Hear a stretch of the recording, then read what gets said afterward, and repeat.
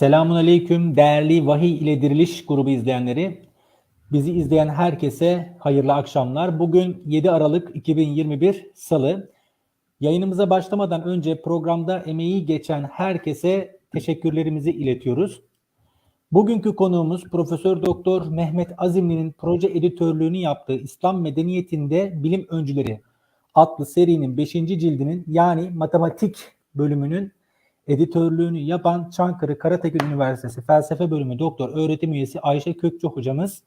Hocam öncelikle bize vakit ayırıp yayınımıza katıldığınız için çok teşekkür ederiz. Nasılsınız? İyisinizdir inşallah. Ben teşekkür ederim. Çok şükür iyiyiz. Ben de size böyle bir fırsat verdiğiniz için teşekkür ediyorum size ve ekibinize. Biz teşekkür ederiz hocam. Allah razı olsun. Şöyle bir girizgah yapmak istiyorum öncelikle. Hem dünya tarihi açısından hem de Müslümanların tarihi açısından en önemli ve en temel ilim dalı matematiktir dersek bir hakikati ifade etmiş oluruz zannımca. Çünkü Evet. diğer ilimler matematik ilmine bağlı olarak varlıklarını sürdürmüşlerdi. Yani matematik ana ilim, alet ilmi. Ona bağlı olarak diğer ilimler gelişiyor. Coğrafya olsun, kimya olsun, bunların hepsi matematikle ilişkili. Nitekim ilk dönem medeniyetlerinden itibaren insanoğlu bu ilimle uğraşmış. Antik Yunan'dan Mezopotamya'ya, Mezopotamya'dan Mısır'a tüm bu medeniyetler matematik ilmi alanında eserler vermişler. Yani bunları görüyoruz. Peygamber Efendimizin hani bir hadisi var. İlim müminin yitik malıdır. Nerede görse onu alır hadisine ithafen İslam bilim tarihi ile aslında meşgul olanlar göreceklerdir ki tüm Müslüman alimler matematik ilmiyle meşgul olmuşlar. Yani matematik ilmiyle meşgul olmayan tek bir ilim adamı yok.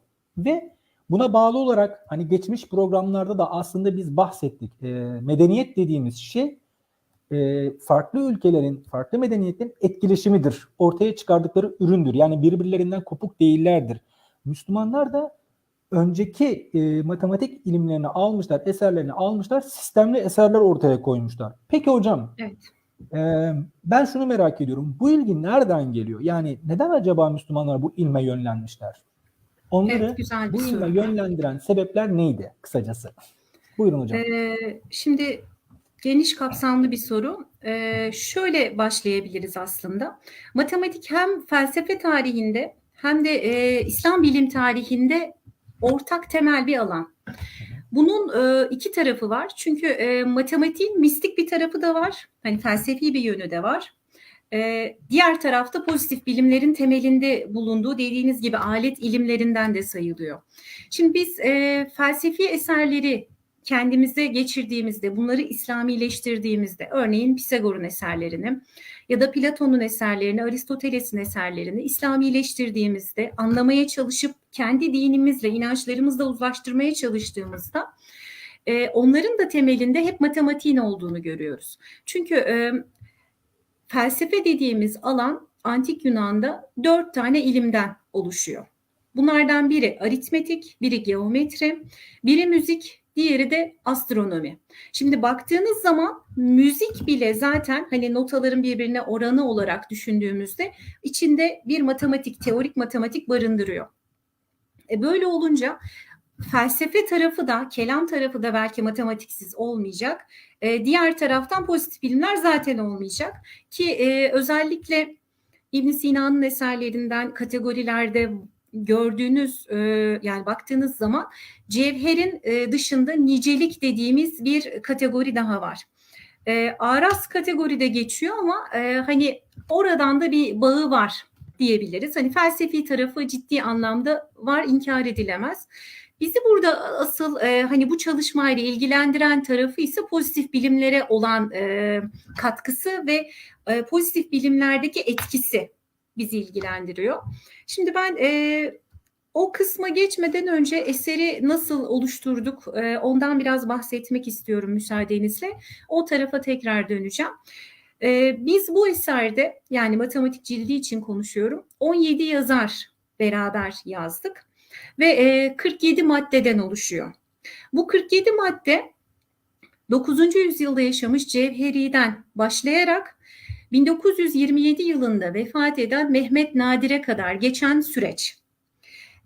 Bu isimleri tabii belirlerken çeşitli sıkıntılar yaşadık. Diğer arkadaşların da anlattığı gibi bu isimler özellikle İslam bilim tarihinde 15. yüzyıldan öncesine baktığımız zaman pek çok ilimle aynı anda uğraşmış olan insanlar ve sizin de ifade ettiğiniz gibi matematik ilk etapta öğrenilen ilim. Bazıları bu konuda daha da derinleşmiş, bazıları ise farklı alanlara kaymış. Kimisi astronomide kendini daha farklı ifade etmiş gibi. Şimdi böyle olunca ister istemez istedik ki bu 17 yazarın ağırlıklı olarak matematik tarihi alanında çalışmaları olsun. En azından matematik tarihinde bir tecrübeleri olsun. İlk seçim kriterimiz bu oldu. Ardından tabii hepsini aynı şeyde seçmek o kadar kolay değil. Yani siz de biliyorsunuzdur belki. Türkiye'de matematik tarihi alanında çalışan çok fazla insan yok. İkinci seçim tercihimiz en azından bilim tarihi alanında çalışmaları olan insanlar olsun. Şimdi bu 47 maddeyi ard arda okuduğumuz zaman şunu göreceğiz ki bazı konuların, matematik alanlarının bu şahıslar üzerinden, yani bu alimler üzerinden nasıl ve hani birbirlerinin irtibatı olarak bir zincir gibi geliştiğini fark edebileceğiz. Hani baştan sona okursanız diğer alanlarda da aynı şeyi fark ediyorum. Ben de arkadaşlarımın editörlüğünü yaptığı ciltleri okumaya başladım.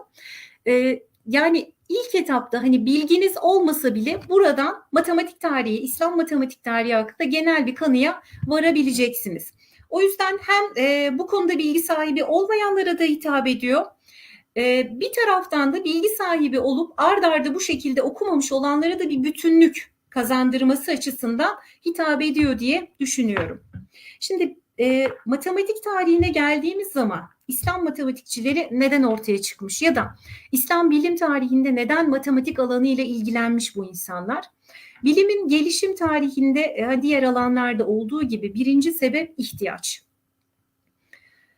İhtiyaçtan doğmuş. Örneğin İslam veraset tarihine ya da İslam veraset hukukuna baktığınız zaman çok ciddi problemler var. Bu problemlerin halledilebilmesi adına Halife Meymun'un Harezmi'ye görev verdiğini ve bunları halledecek, matematiksel yönden halledecek kullanışlı bir matematik kitabı yazması gerektiğini söylediğini biliyoruz. Bu sayede Halife Meymun'un şu an ilk cebir kitabı dediğimiz kitabın yazılmasına vesile olduğunu görüyoruz. Yani ihtiyaçtan doğuyor. Ve cebir kitabının bir kısmı evet cebirsel formüller, uygulamalar, örneklerle dolu. Ama diğer bir kısmı, çoğunluğu diyelim, gerçekten veraset hukukuna ait problemlerin nasıl çözüleceğine dair örneklerle dolu. Diğer taraftan yine ticari problemlerde kullanılan bir matematiğe ihtiyaç var gibi. Demek ki birinci motivasyon ihtiyaç. İkinci motivasyon ne? İkinci motivasyon da şu. Şimdi İslam bilim tarihinde matematik tarihi kaynaklarına baktığımız zaman iki tane ana kaynaktan beslendiğini görüyoruz matematik tarihinin. Bunlardan birincisi antik Yunan eserleri. Ki antik Yunan eserleri de Mezopotamya ve Mısır matematik geleneğinin sentezlenmiş ve sistemleştirilmiş hali. Yani doğal olarak antik Yunan eserlerini aldığımız zaman hem Mezopotamya hem de Mısır'ın matematik geleneğini de almış oluyoruz. İkinci ana kaynağımız Hint matematik eserleri. Şimdi Hint biliminin diğer alanlara da etkilerini biz görüyoruz. Astronomiye, tıbba vesaire. Ama matematiğe olan etkisi bambaşka. Matematiği çok temel bir şekilde etkiliyor. İslam matematiğinin gelişimini. Bunun altında da şu yatıyor. Özellikle Harezmi üzerinden ki ilk gerçekten hangi matematik tarihinde, İslam matematik tarihinde ilk nerede ne var deseniz hep aynı isme gidiyorsunuz. Harezmi lafını o yüzden çok duyacağız. Harezmi'nin ilk defa yani Hintlilerin kullanmış oldukları sayı sistemini alıp bizim sayı sistemimizi bugün kullandığımız sayı sistemini sistemli bir şekilde oluşturduğunu görüyoruz. Yani konumlu sayı sistemi. Bu konumlu sayı sistemi çarpma, bölme, toplama, çıkarma gibi işlemlerde bir kere çok kolaylık sağlıyor. Ticari hesaplarda hemen benimsenip kullanılmaya başlıyor. Diğer taraftan pozitif bilimlerde de kullanılıyor yoğun bir şekilde. Ve hani kullanışlı bir şey her zaman tercih edilir. Diğer alfabeye dayalı olan sayı sistemi bir anda siliniyor. Hatta bazı matematikçilerin tarihte hani matematik tarihine çok katkısı olmasa da sadece bu sayı sistemini ve bu hesap sistemini yayması açısından bile gerçekten önemli hizmetleri olduğunu görüyoruz. İkinci önemli nokta şu. Harizmi'nin daha çok Hint cebirinden, yani daha doğrusu Hint cebiri diyorum, pardon, Mezopotamya cebirinden etkilendiğini görüyoruz.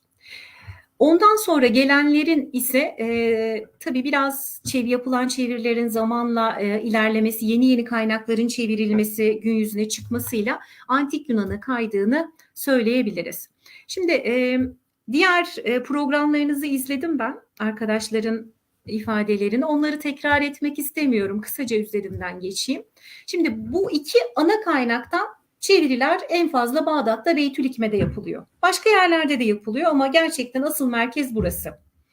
Burada iki tane önemli husus var. Bir tanesi bu çevirileri yapan alimlerin aynı zamanda bu alanlara da hakim olmaları.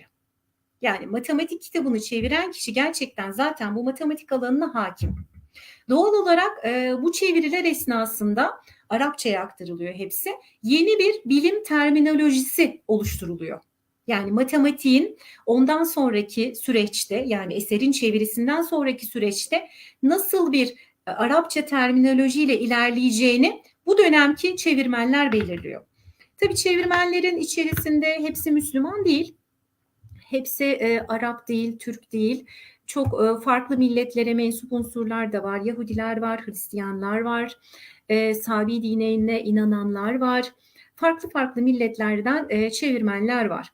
Şimdi biz şunu anlıyoruz. O dönemde İslam dünyasında, yani alınan topraklarda yetişen insanların belli okullarda gerçekten iyi eğitim alarak Beytülhikme'ye geldiğini ve bu eserlerle karşılaştığında da çok şaşırmadığını. Zaten bu eserlere bir aşinalığı, bu hesap tarzında bir aşinalığı olduğunu düşünüyoruz. Neden? Örneğin Harizmi, bugün hep onun adını yad edeceğiz demiştim. Harizmi geliyor Bağdat'a ve kısa bir süre sonra Beytülhikme'nin başına geçiyor. Çevirilerin başına geçiyor. Demek ki Harizmi gelmeden önce kendi coğrafyasında bu ilimler hakkında bilgi sahibi olarak gelmiş. Bu önemli bir konu. Yani bu çevirileri yapanlar yetkin insanlar. Diğer taraftan şu da çok ilginç. Yine biraz önce söylediğimiz birinci nedeni destekleyen bir açıklama bu da.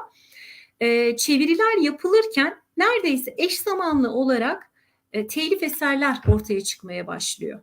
Yani orijinal kitaplar yazılmaya başlanıyor. Ve bu çevirilerdeki eserleri, yani Öklet'in matematiğini örneğin ya da Öklet'in geometrisini eleştiren kitaplar yazılmaya başlanıyor. Bu ileri bir safha aslında. Yani hemen orijinal bir eser üretimine geçmek kolay bir şey değil. Bu şunu bize ifade ediyor aslında. Burada ciddi anlamda bir bilim atmosferi oluşturulmuş. Yani bir matematikçiler silsilesi var burada. Örneğin cebir noktasında sadece Harizmi yok. Eserde de ifade ettiğimiz gibi İbni Türk var mesela. İbni Türk'ün de bir cebir kitabı var ki metin olarak Harizmi'den daha önce yazdığını şu anki çalışmalarla biliyoruz. Durum böyle olunca başka isimler de var.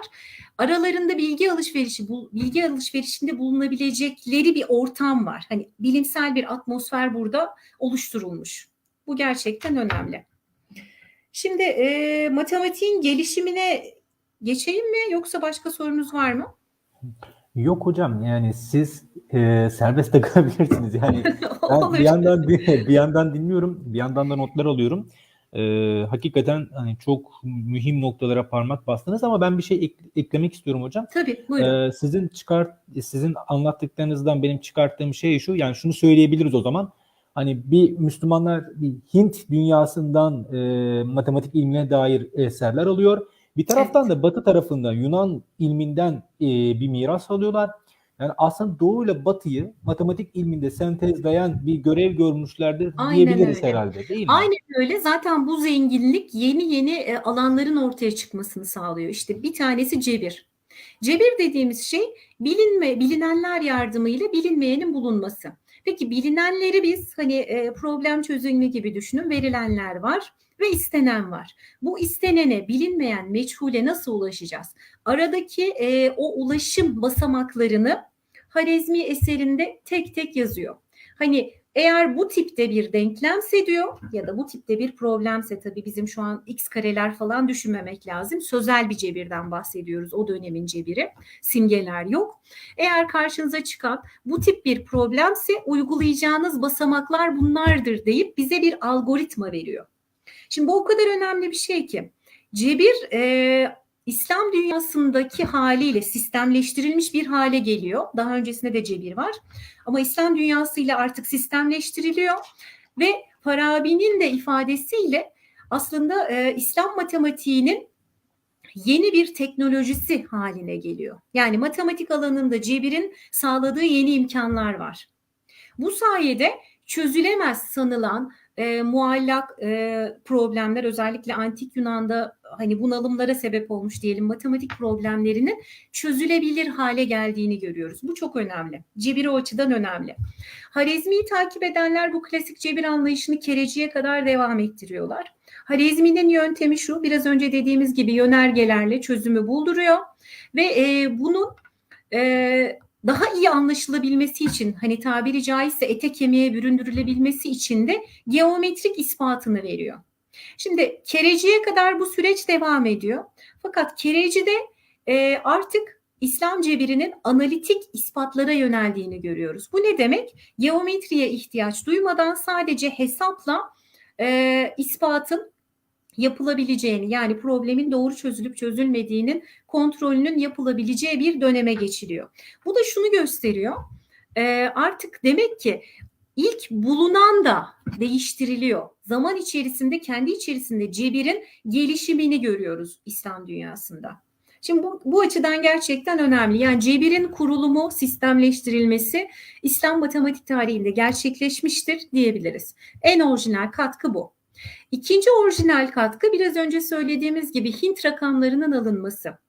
Hint rakamlarından önce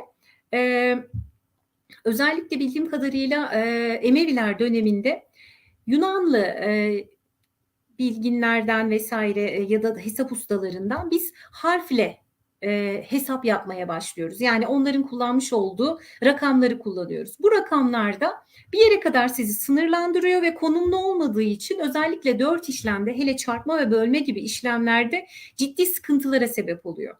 Biraz önce dediğim gibi Hint rakamlarının gelişiyle beraber ve sıfırın da tabii dahil olduğu bir rakam sisteminden bahsediyoruz. Örneğin 125 sayısını ben 3 rakamla ifade ediyorum ve bu 125'i 5'e bölebiliyorum.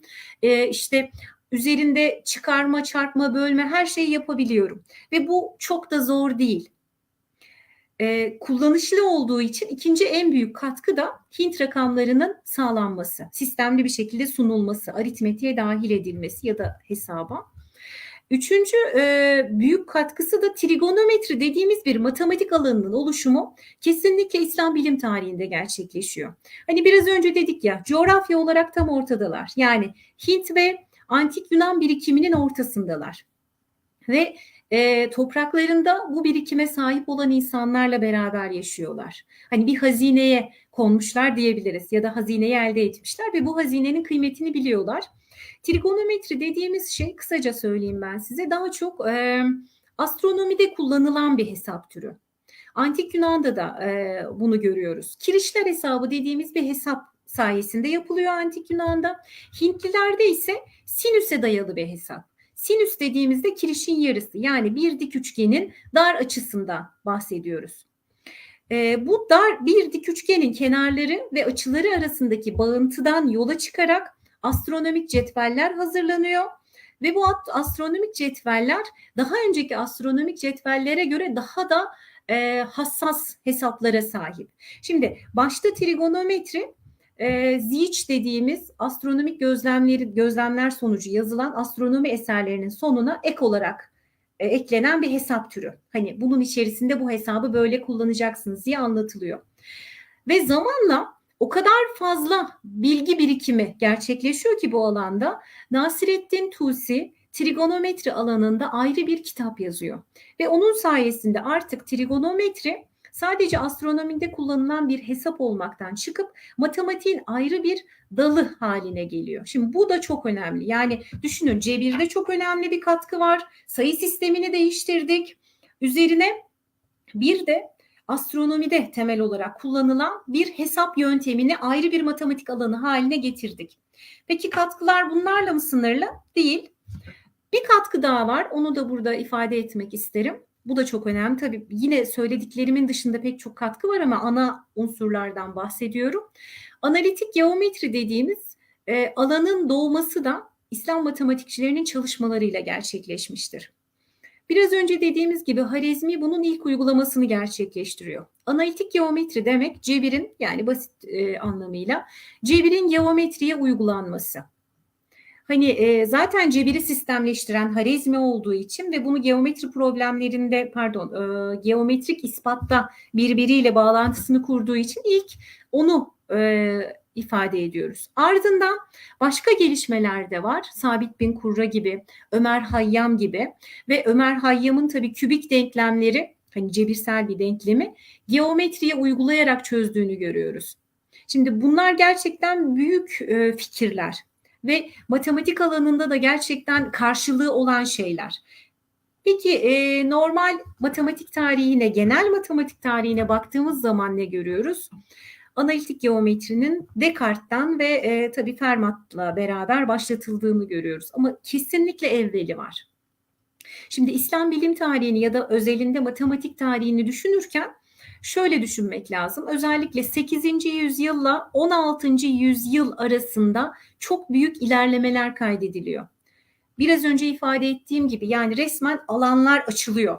Artık matematik eski matematik değil. Daha geniş alanlara sahip bir hale gelmiş. Bunun yanında bir şeye daha katkıları var. Onu da ifade etmek isterim. Matematiksel sembolizmin dayandığı noktada da yine İslam matematikçilerini görüyoruz. Yani sözel olan matematikten sembolizme, şu anki notasyonla ifade ediyoruz. İşte x kare artı 2y eşittir 3x diyoruz mesela. Bu şeyi, bu denklemi kurabilmek için gereken temellerin özellikle Endülüslü matematikçiler tarafından atıldığını görüyoruz ki eserimizde de bundan bahsettik. Şimdi genişletilmiş bir alanın üzerine, yani 8 ve 16'daki gelişmelerin üzerine kurulmuş bir Avrupa matematiğinden ya da Avrupa'daki ilerlemelerden devam edebiliriz. Ama bu aradaki gelişmelerin yok sayılması mümkün değil tabii ki.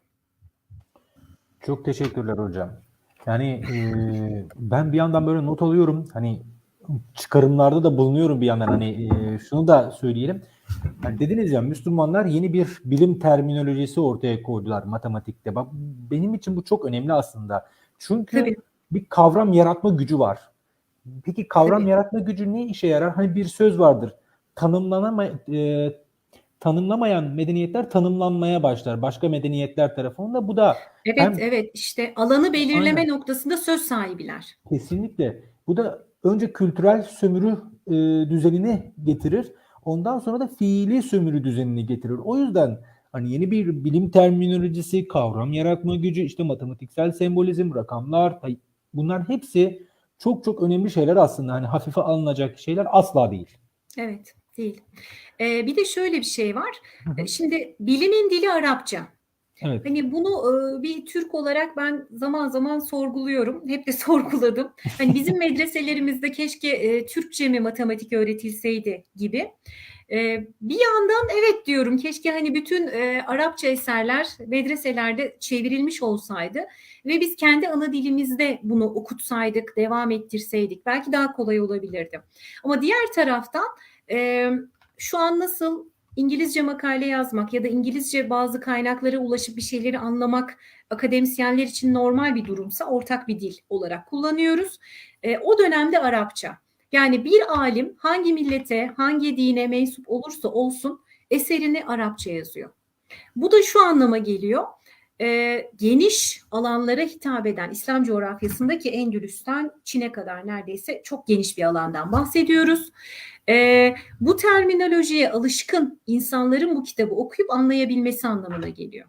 Ki matematik gibi alanlar daha kendi içlerinde özel kavramlara sahiptir. Biraz önce sizin de ifade ettiğiniz gibi. Ben mesela Arapça bilmeden bile Kuhi'nin bir açının 3 eşit parçaya bölünmesi problemini anlayabilmiştim. Hani risalesine bakıp hiç Arapça bilmeden. Neden? Çünkü matematikte bazı şeyler temeldir. Hani uzunluk kavramı, açı kavramı, işte şekilsel olarak bir şeyleri anlayabilirsiniz. Bunun üzerine biraz da bu alana meyilliyseniz çok rahat bir şekilde hallolabilir. Hani bir felsefe gibi değil ya da bir tarih gibi değil. Çok fazla o dilin her noktasına hakim olmanıza gerek yok. Bazı şeyler ortak, öyle diyeyim ben size. Bu açıdan dediğiniz doğru. Eğer bir alanda söz sahibi olmak istiyorsanız kavramları kendinizin oluşturması gerekiyor. Şimdi bu noktada yine aklıma güzel bir örnek geldi. Biz şunu görüyoruz. Farklı coğrafyalarda yaşamış matematikçiler var. Bu matematikçilerin ama ortak bir problemi var. Mesela bir noktaya kadar gelmişler trigonometride. Hem düzlem trigonometride hem de küresel trigonometride bir duruma ihtiyaçları var. Yani bir problem var, bunun hallolması gerekiyor. Bu problemin herkes farkında ve çözmeye çalışıyor. Bu problem sinüs problemi olarak geçiyor şu an ya da sinüs teoremi olarak geçiyor. Ve biz bakıyoruz ki hem Ebul Vefa'nın hem İbni Irak'ın hem de Hucendi'nin neredeyse yakın zamanlarda farklı coğrafyalarda bu teoremi bulduklarını görüyoruz. Yani birbirlerinin çalışmalarından haberdarlar. Yani eşit düzeyde problemleri var, eşit düzeyde sıkıntıları var aynı alanda ve bu alana yönelik çözüm üretmeye çalışıyorlar. Bu da çok enteresan bence. Ki hani Avrupa'da da bunlar var. Mesela kalkülüsün icadında ya da ortaya konmasında Newton'la Leibniz arasında bir tartışma var. Neredeyse eşit, yani yakın zamanlarda keşfetmişler. Yani bu demek oluyor ki ortada bir bilimsel ortam var. Ve bu ortam sadece Bağdat'la sınırlı da değil. Çok farklı farklı merkezler de var. Örneğin siz de bilirsiniz, Selçuklu zamanında yaşamış olan Ömer Hayyam İsfahan'da. Ömer Hayyam'ın İsfahan'da yapmış olduğu astronomi çalışmalarından Bağdat'takilerin de haberi var. Ya da Bağdat'ta olan gelişmelerden Endülüs'tekilerin haberi var. Demek ki arada bir irtibat da söz konusu. Bu böyle olunca yeni gelişmelerden de haberdarlar ve üzerine koymak için de bir motivasyonları var. Bir de şöyle bir durum var. Ben öyle görüyorum. Matematiği manevi olarak da arınma olarak görüyorlar. Yani matematikle ne kadar meşgulseniz bu dünyanın dışında bir ilimle meşgul olduğunuz için arınıyorsunuz bir yerde. Hani bunun manevi bir tarafı da var alimler için. Ve bunun hani keyfini de sürüyorlar, öyle diyeyim. Yani tasavvufi mistik bir yönü zaten başta da söylemiştiniz ya, var. Tabii var. Anladım. Var. Özellikle aslında mistik tarafı matematikçilerden çok kelamcılarda var. Ya da tasavvufçularda var. İşte İhvan-ı Safa gibi. İhvan-ı Safa risalelerinde Pisagor'u çok ulvileştiriyor. Pisagor'un işte sayılara atfettiği şeyleri çok başka bir yere çekiyor. Biruni gibi olan işte alimler ise işin tamamen farklı boyutuyla ilgileniyorlar. Hani sayılar onlar için de önemli ama reel dünyayla aradaki bağlantıyı kurabiliyorlar. Bu önemli. Yani mesela diğer bir sonuç da şu herhalde hocam. Devamlı bir üretme çabası içerisindeyiz. Almışız, mesela mirası almışız ama bir miras yedi gibi davranmamışız. Evet. Üretmeye çalışmışız. Tabii. Önce tercüme etmişiz, anlamışız. Anladıktan sonra da üretmişiz. Üretmek yetmemiş, geçmiş döneme tenkit yazabilmişiz. Yani tenkit yazmak kolay bir iş değil. Anlayabilirseniz tenkit yazarsınız. Bu da üretimi gerektirir. Aslında şu anki çöküşümüzün nedeni, ilmi sahada çöküşümüzün sebebi bu. Biz bu kademeleri atlıyoruz, direkt tenkide geçiyoruz. Bence biraz da sebebi şu. Mesela matematikçiysek matematik tarihi bilmiyoruz. Evet. Kimyacıysak kimya tarihi bilmiyoruz. Hani böyle çok eskilere gitmeye de gerek yok. En azından 18. yüzyıldan itibaren kendi alanımızla ilgili neler var neler yok bilsek ondan sonra daha gerilere belki gidebiliriz. Bu neyi sağlıyor biliyor musunuz? Maalesef zihnimizde kendi çalıştığımız alanla ilgili bütünlük kuramamamızı sağlıyor. Hani kendi köklerimizle bağlantısını kurmayı başka bir tarafa bırakıyorum. Son 100 yılına bile hakim değiliz uğraştığımız ilmin. Yani bilim tarihinin bu noktada ciddi anlamda faydası olduğunu düşünüyorum ben. Neden? Bir bilimle meşgulseniz o bilimin nasıl ortaya çıktığını, hangi evrelerden, kimler tarafından nasıl basamaklarla üretildiğini bilirseniz siz de orada hani bir fikir sahibi olursunuz. Yoksa böyle gökten inmiş gibi bir günde ortaya çıkmış gibi önümüze geldiği zaman biz onunla bir bağlantı kuramıyoruz. Onunla bağlantı kuramıyoruz. Belki onu çok iyi biliyoruz. Konunun içeriğini biliyoruz. İşte falanca denklemler hakkında bayağı bir şeyler okumuş oluyoruz ama bu denklemler aslında neyi ifade ediyor? Gerçekte neyin karşılığı? Hani hangi problem üzerine çıktı bu denklemler?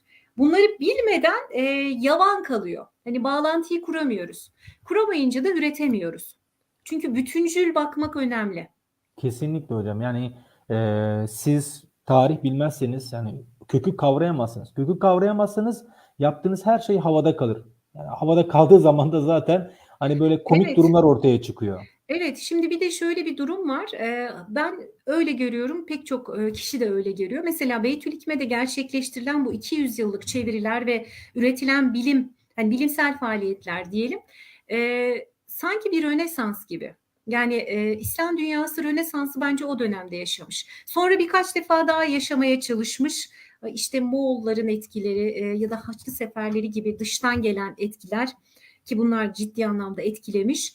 Tabii içten başka sıkıntılar vesaire de var.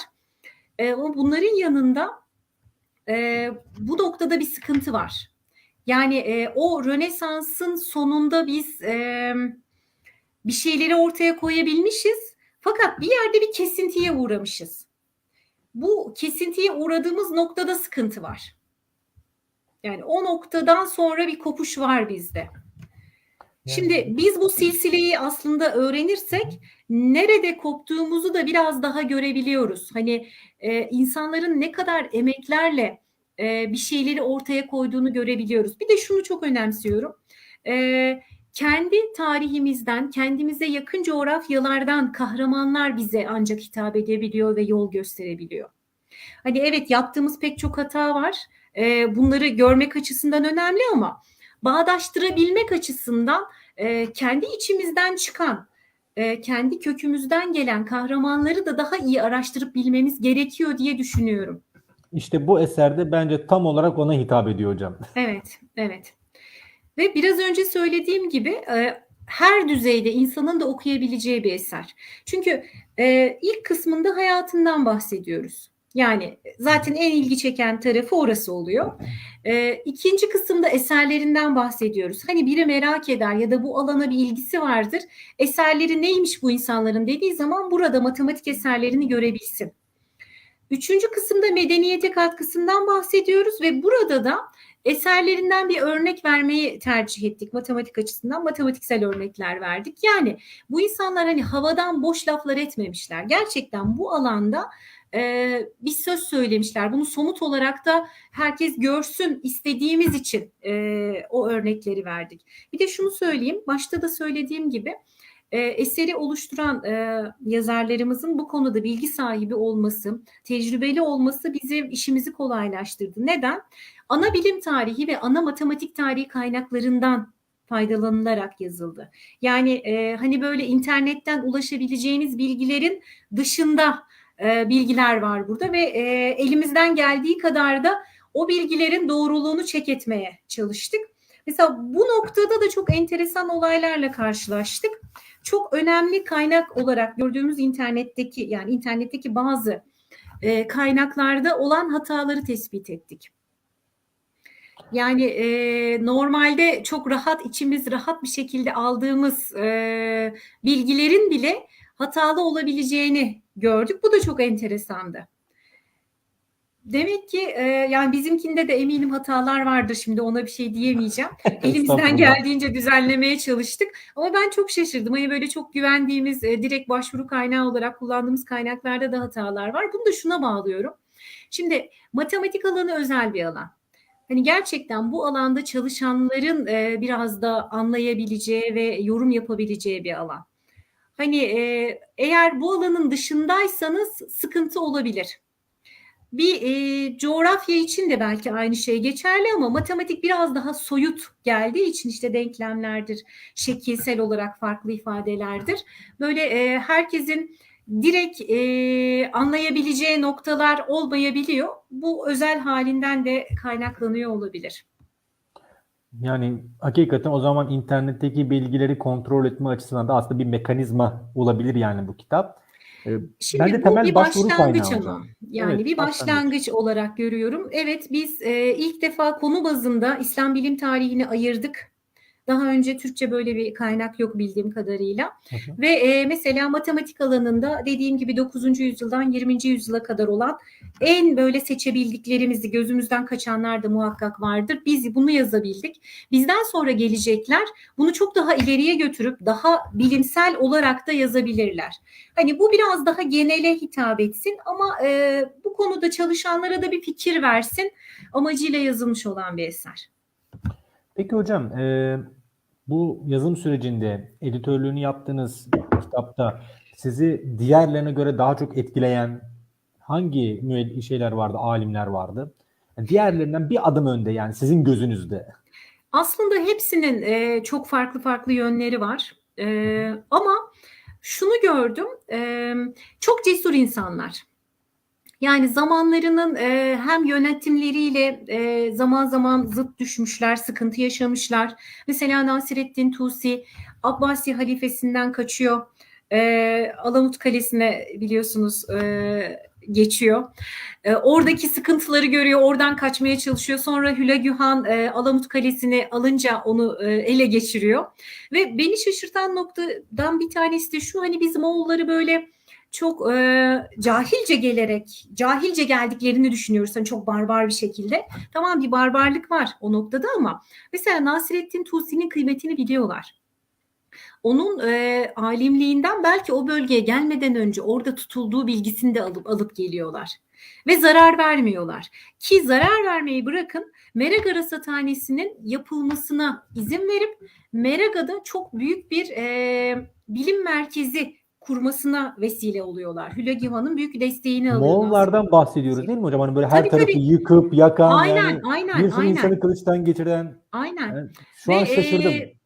tabii tabii. Yani şöyle, belki de ilk geldikleri anki gibi olmayabilirler. Hı Hani hı. ikinci nesil Hülegühan, Cengiz Han değil. Ama Cengiz Han'ın da ben çok acemice geldiğini düşünmüyorum. Hani o da çok istihbaratı kuvvetli bir hükümdar, tarihte öyle anlatılıyor. Ki zaten o kadar kuvvetli olmasaydı o kadar da başarılı olamazdı. Ama zamanla etkileniyorlar. Ve düşünün, Nasreddin Tusi'ye hem maddi imkan sağlıyor, koskoca rasathanenin inşasına başlanıyor. Onun dışında siyasi karışıklıktan etkilenen diğer alimlerin de oraya toplanmasını sağlıyor. Yani bu insanlar gerçekten kendilerini iyi ifade etmişler ve yapacakları işten de geri durmamışlar. Hani canlarıyla uğraştıkları bir dönemde aynı zamanda ilimden kopmamışlar ve ilmi nasıl ilerletiriz, nasıl ilimle uğraşanlara sahip çıkabiliriz diye düşünmüşler. Bu gerçekten çok enteresan bence. Diğer bir olay da Kadızade Rumi'nin başına gelen bir olay. Kadızade Rumi biliyorsunuz Bursa Kadısı'nın oğlu. Kendisi bu ilimlerde, yani pozitif ilimlerde ilerlemek istediğini babasına ifade ediyor. Babası onun Bursa Kadısı olmasını istiyor. Ve bir gün karar veriyor. Ayrılacak ve Maveraün Nehir alimlerinin yanına gidecek. Yani o bölgeye. Ayrılmadan önce ablasının bundan haberi oluyor ve mücevherlerini gizlice koyuyor çantasına ve o mücevherleri sata sata bir şekilde yolunu buluyor. Geldikten sonra Ulu Bey'in ona çok ciddi imkanlar tanıdığını görüyoruz ki Ulu Bey de büyük bir hükümdar ve aynı zamanda büyük bir alim. Hem hükümdar hem alim. Semerkant Rasathanesi'ni kuruyorlar. Buranın sorumlusu olan kişi Kadızade-i Rumi ve tabii ona çok büyük bir saygı var. Fakat Kadızade-i Rumi'den habersiz olarak bir gün bir hocanın işine son verildiği haberini alıyor Kadızade. Tabii bu habere ciddi anlamda tepki gösteriyor ve gelmiyor. 3 gün gelmiyor. Önce hasta olduğunu düşünüyor Ulu Bey. Sonra ziyaret ediyor ve ziyaretinde durumun farklı olduğunu anlıyor. Ve o noktada hani ben hükümdarım, sen benim karşımda nasıl böyle bir cürette bulunursun demiyor. Ve tamam diyor, hocayı tekrar işe alıyor. Kadızade-i Rumi onun ya bunun üzerine tekrar işine geri dönüyor. Yani yaptıkları işe saygıları var. Ve bunun sonuna kadar arkasındalar. Hani bir hükümdara bu şekilde tepki gösterebilmek kolay bir şey değil. Hani kelle koltukta dediğimiz bir durum var ortada. Ve hani Kadir'in cilvesi, Kadızade-i Rumi'nin eserleri Anadolu'ya geliyor. Anadolu'daki medreselerde okutuluyor. Hatta Osmanlı'da hem öğrencileri hem de eserleriyle hem astronominin hem de matematiğin gelişmesinde ve okutulmasında, öğretiminde en büyük katkıya sahip alimlerden bir tanesi Kadızade-i Rumi oluyor. Hani böyle terk etmiş olduğu o topraklara vefasını daha sonra o şekilde ödüyor olarak da düşünebiliriz. Bu beni gerçekten çok etkiledi. Aralarındaki ilişki açısından da önemli bir örnek olarak görüyorum. Hocam mesela geçmişe baktığımızda bir çocuk doğdu, belirli bir yaşa geldi, 4 yaşına, 5 yaşına, 6 her neyse önce Kur'an hıfzıyla başlıyor, hadisle uğraşıyor, ezber yapıyor. Daha sonra uğraştığı ilk ilim matematik ve mantık. Evet. Hani çünkü her şeyin temelinde bu ilimler var. Kesinlikle. Aslında çok normal bir süreç. Neden? Doğru düşünmenin ölçüsü olarak mantık, hani mukayese vesaire tabii. Onun dışında çıkarım yapılan bir ilim matematik. Yani doğru bilginin üretim yöntemi olarak görülüyor. Şimdi bu da geometrinin yapısından kaynaklanıyor. Geometri dediğimiz ilim Öklit'in eserinde ifade ettiği şekliyle belli kabuller var. Bu kabuller ama evrensel kabuller. Her ilimde geçerli olan kabuller. Bir de sadece geometri alanında belli kabuller var ve bu kabullerin üzerine tanımlar var. Elimizde bu kadar malzeme varken çeşitli mantıksal kurallarla, çıkarımlarla biz yeni teoremler elde ediyoruz. Yani bilimin yöntemi olarak da bakıyorlar matematiğe. Hani sadece alet olarak değil, aynı zamanda doğru düşünmenin de bir yöntemi. Bu açıdan önemli. Bir de şöyle bir şey var. Mesela bazı alimler Öklit'in ilk eserlerini 13 ciltlik bir eseri var öyle diyeyim. İlk kitapları daha kolay, sonraki kitaplar daha karmaşık ve farklı bilgileri ihtiva ediyor. İlk eserlerini okutuyor bazı alimler bu çocuklara diyelim ya da öğrencilere. Sonrakiler için başka alimlere gitmeleri gerekiyor. Yani herkes ilmin bir noktasına kadar sorumlu. Oradan sonra devam etmek istiyorsan sen talep ediyorsun ve başka birine gidip devam edebiliyorsun. Ve öğrencilere bu noktada da imkan sunuluyor. Şimdi bu çok önemli bir şey. Hani herhangi bir zenginlik unsuru beklenmiyor öğrenciden. Hani paran varsa okursun, devam edersin diye bir şey yok. Ya da öğrencinin soylu olması beklenmiyor. Yani öğrenciden beklenen aslında temel şey talep etmesi. Eğer bu talep varsa devam ediyor. Bu çok önemli bir sistem bence. Hani şu an biz hepimiz her şeye ulaşabiliyoruz. Hani istesek de istemesek de bir üniversite mezunu oluyoruz. Hani bunu talep etmiyoruz aslında. Öğrenmeye çalışıyoruz, öğrenci oluyoruz. Ama o dönemdeki sistemde bir talep durumu var ki bu da bence çok önemli. En baştaki motivasyonlardan biri.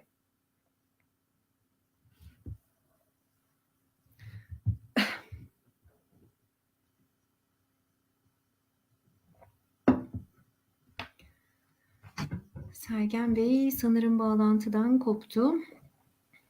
Hocam buyurun. Bağlantı sorunu yaşadınız herhalde. Bu bağlantı sorunu benim canımı sıkıyor ama Yok, yine tekrardan değil. bağlandık. Yani hocam bu süreç aslında önemli. Günümüzde bu eğitim metodu aslında yanlış. Hani biz ilk önce mesela Kur'an'la tanıştırmıyoruz, ezberle tanıştırmıyoruz. Matematikle çok geç yaşlarda tanışıyoruz yani ne yazık ki. Ve bir ön yargı oluşuyor. Aslında bence bu ön yargının sebebi matematikteki başarısızlık hissi. Bu başarısızlık hissi de hani siz az önce bahsettiniz ya, geçmişte yaşamış Müslüman alimleri tanımıyor. Matematikçi Müslüman alimleri tanımıyor. Aslında onları tanısam diyecek ki hani bak bizden olanlar nasıl büyük işler başarmışlar. Hani neleri keşfetmişler. Yeni bir kavram oluşturmuşlar. Sembolizm oluşturmuşlar. Rakam oluşturmuşlar. Yani bunlar çok önemli şey. Yani sıfırı bulmuşlar. Bence bu eser bu açıdan gerçekten çok kıymetli. Daha önceki programlarda da ben ifade etmiştim. Evet, Müslüman alimlerin hayatları vardı ama ayrı ayrı ciltler halinde bir eser yoktu. Bence bu eser gerçekten büyük bir ihtiyaca hitap ediyor. Evet, evet. Bunu şundan da anlıyoruz. Çok farklı kesimlerden güzel tepkiler alıyoruz. Hı hı. Mesela belediye başkanlarından çok güzel tepkiler alıyoruz. Bu beni şaşırtıyor. Yani Başka herkes sanki hocam? herkes bu alanlarda çalışılması gerektiğini düşünüyor. Daha doğrusu geç kalındığını farkına varmaya başladı. Evet. Yani bilim tarihi alanında da çalışmalarımız yeterli değil. Genel bilim tarihinde kesinlikle çok önemli bence. Ama bunun dışında kendi bilim tarihimiz hakkında da çok bir fikrimiz yok. Evet, bazı şeyleri görüyoruz. Yani Mimar Sinan'ın eserlerine bakıyoruz. Vay be neler yapmış koca Sinan diyoruz. Ama bakarken aslında kör bakıyoruz. Mimar Sinan'ın yapmış olduğu eserdeki incelikleri de fark edemiyoruz. Kesinlikle. Şimdi bu çok Kesinlikle önemli. Mesela Ömer Hayyam döneminden bir örnek vereyim. Ömer Hayyam'ın döneminde tutulan notlardan biliyoruz bunu. Zanaatkarlarla matematikçilerin bir araya geldiği toplantıların olduğunu görüyoruz. Şimdi bu çok önemli bir şey. Yani biri teorik bazda ilgileniyor bu ilimle, diğeri uygulama bazında. Fakat bir araya gelerek paylaştıkları bilgiler sonucunda Ömer Hayyam diyor ki çözemediğim bir problemi hani o toplantılar esnasında çözdüm. Neden? Farklı bir bakış açısıyla birlikte belki de bakıyor o probleme. Yani buradaki demek istediğim de şu. O zaman üretilen sanat eserlerinde de, mimari eserlerde de aslında belki bizim şu an bile fark etmediğimiz matematiksel yorumlar var. Hani matematiksel çıkarımlar var. Bunun şu an bile sanat açısından bile çok farkında değiliz maalesef. Yani bu ilim meclisleri yani çok önemli demek ki yani çünkü Evet, yeni fikirler kesinlikle. ortaya çıkartıyor. O zaman hani Peyami Safa'nın şu sözü bence buraya cuk diye oturacaktır. Artık çarpışan fikirler değil kibirlerdir diye bir söz. Doğru, doğru. Yani maalesef durum Kesinlikle. buraya gelmiş. İşte o kibir gömleğini dışarıda çıkarıp girersen çok fazla şey alırsın. Eminim. Hani o şekilde girenler zaten eminim oradan farklı bir şekilde pozitif bir şekilde çıkıyordur, ayrılıyordur. Ama onun dışında sadece tartışmış oluyorsun. Kesinlikle. Yani bakıyoruz hakikaten hocam böyle bir esere ihtiyaç vardı. Siz de böyle bir eser ortaya koydunuz. Hani inşallah Ama bu eserler okuyup etkilenenler bu bir olur. başlangıç Evet. olsun diyelim. Bunun çok daha profesyonelleri belki bu alanda İslam bilim tarihi alanında bir enstitünün açılması ne kadar güzel olur. Yani biz İslam Mükemmel bilim olur. tarihindeki kaynaklara nereden ulaşıyoruz? Oryantalistlerin yaptığı çevirilerden ulaşıyoruz. Bu çok acı. Hani ben kendi kütüphanemde Ömer Hayyam'ın Cebir kitabını bulamıyorum. Ama İngilizce çevirisini buluyorum. Hani bu alanda ciddi anlamda büyük bir ihtiyaç söz konusu ve bizim de millet olarak kendi güvenimizi tesis etmesi bakımından da çok önemli olduğunu düşünüyorum. Allah razı olsun hocam. Hani bize vakit ayırıp Peki. programa katıldığınız Ben için çok teşekkür ederim. müteşekkir olduk. Allah razı olsun hocam. Ben Allah'a teşekkür ederim. emanetsiniz. Herkese hayırlı geceler Peki. diliyorum. Kolay gelsin. Hayırlı geceler.